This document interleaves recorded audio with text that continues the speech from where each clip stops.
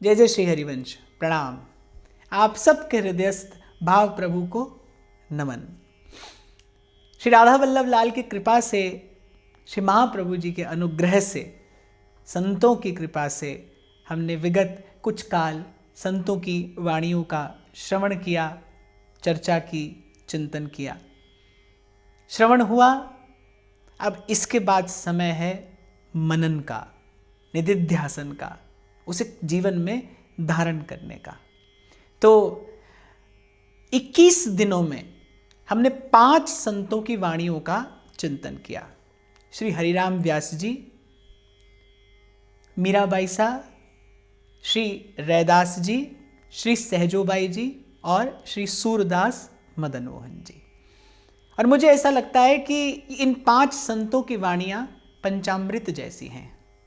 मेरा आपसे निवेदन अब ये है कि श्रवण के बाद अब हमें अगली प्रक्रिया पर भी उतना ही ध्यान देना है।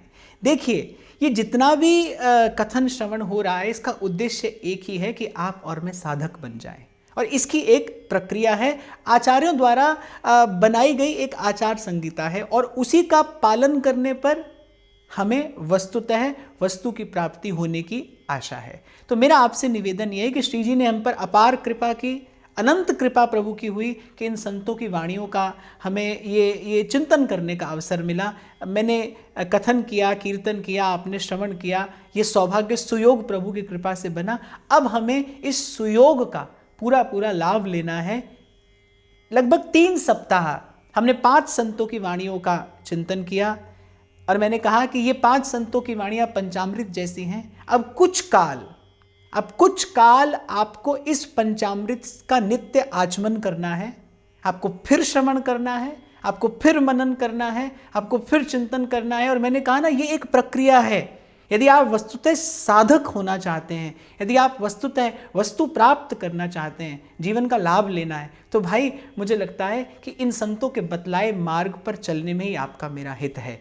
कुछ काल के लिए मैं भी चिंतन करूंगा, आप भी चिंतन करिएगा, और उसके पश्चात पुनः जब श्री जी की आज्ञा होगी, हम इसी श्रृंखला में अन्य संतों की वाणियों का आश्रय लेकर अपने मन को प्रबोध देने का प्रयास करेंगे। ये भक्ति रस प्राप्त करने की चेष्टा करेंगे।